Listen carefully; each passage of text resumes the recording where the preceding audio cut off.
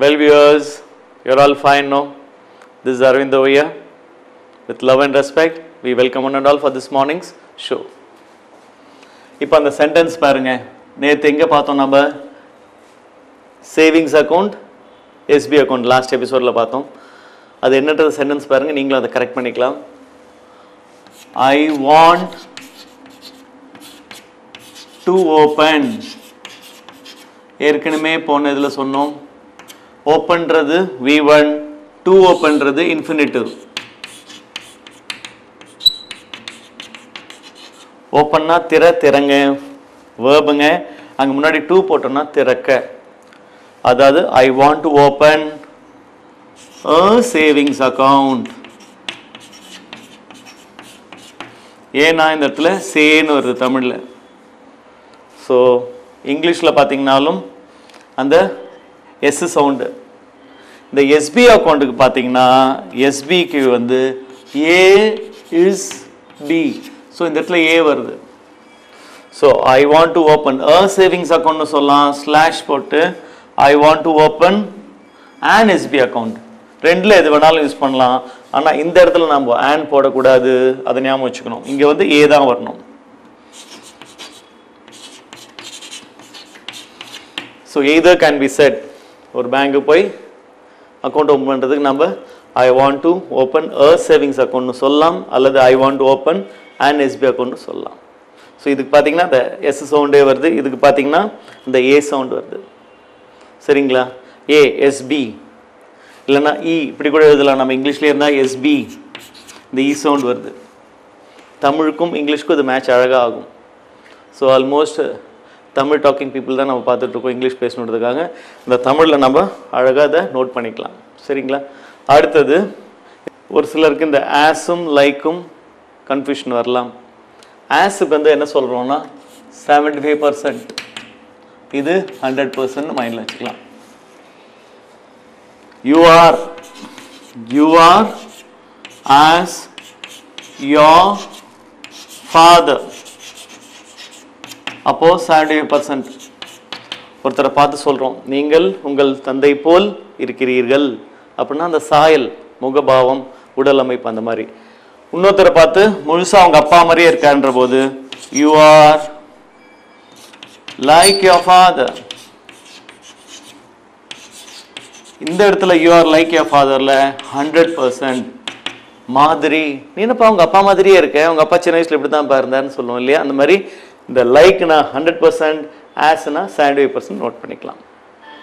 அது போக ஆஸ் வேற என்ன யூசேஜ், லைக் என்ன யூசேஜ்னு இன்னைக்கு பார்க்கலாம்.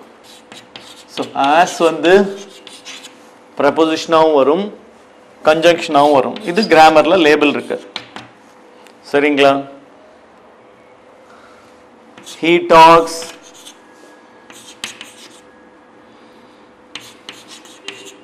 as I talk.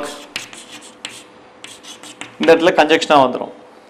He talks as I talkனா நான் பேசுகிற போல பேசுகிறாருங்க, சொல்கிறத அப்படியே ரிப்பீட் பண்ணுறாருங்க, நான் ஒரு டயலாக் சொன்னேன் அதே மாதிரி சொல்கிறேன்னு சொல்கிறோம். ஸோ இந்த இடத்துல கன்ஜங்ஷனாக வந்துடும். இதுக்கு முன்னாடி பார்த்தது you are as your father அல்லது he is as his fatherனா அந்த இடத்துல 75%, அங்கே ப்ரப்போசிஷன். அடுத்தது நம்ம லைக் பார்க்கலாம். எகெயின் லைக் பார்த்தீங்கன்னா verb V1ஆகவும் வரும், அடுத்தது ப்ரப்போசிஷனாகவும் வரும். இப்போ ப்ரப்போசிஷனாக வரதா இன்னைக்கு பார்த்தோம் நம்ம இல்லையா? he talks like me, அதாவது என்ன மாதிரியே பேசுகிறார். அப்படி பார்த்தீங்கன்னா அந்த இடத்துல preposition. he talks like me. இந்த இடத்துல பார்த்தீங்கன்னா இந்த லைக்கு ப்ரப்போசிஷன். சரிங்களா? he talks like me. அதே மாதிரி எனக்கு பிடிக்கும், I like people who talk like me. இந்த இடத்துல லைக் பார்த்தீங்கன்னா இந்த V1 verb. V1ன்றது ஒன்றுமே இல்லை, verb.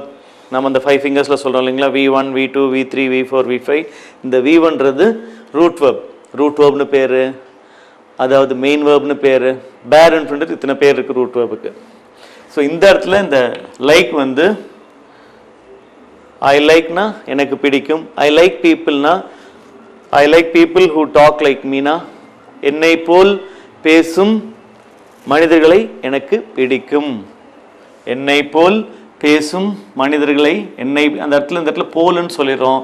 என்ன மாதிரியே பேசுறவங்களை எங்களுக்கு பிடிக்கும்ன்றது எக்ஸாக்டாக வருவதுக்கு தமிழில். இங்கே பாருங்களேன், again we repeat. I like people who talk like மீனா என்ன மாதிரியே பேசுகிறவங்கள எனக்கு பிடிக்கும். அதே மாதிரி இன்னொரு சென்டென்ஸ் பண்ணலாம். I like people who dress like me. I like people who talk English like me. என்ன மாதிரியே இங்கிலீஷ் பேசுகிறவங்கள எனக்கு பிடிக்கும். ஆனால் கொலோக்கில் என்ன சொல்கிறோம், என்னை போல் பேசுகிற மாதிரி பிடிக்கும். அந்த போலும் லைக்கும் பார்த்தீங்கன்னா, அதாவது லைக்கு வந்து தமிழில் போல்ன்ற மாதிரி சொல்கிறோம்னா ஆஸுக்கு தான் போல்னு வரும். அடுத்தது அட்டு இன்னு. இதுக்கு தமிழில் பார்த்தீங்கன்னா இல் மற்றும் ல. இங்கே இருக்க பாருங்க, அட்டு எழுதியிருக்கோம் உங்கள் ரெஃபரன்ஸுக்கு, இன்னும் எழுதியிருக்கோம். இப்போ நமக்கு ஒரு சின்ன கன்ஃபியூஷன் இருக்கலாம், அட்டு எங்கே யூஸ் பண்ணணும், இன்னும் எங்கே யூஸ் பண்ணணும்னு. அட்டுக்கு இது வேணால் எழுதிக்கலாம் நம்ம, யூஸ் அட் ஃபார் பர்டிகுலர்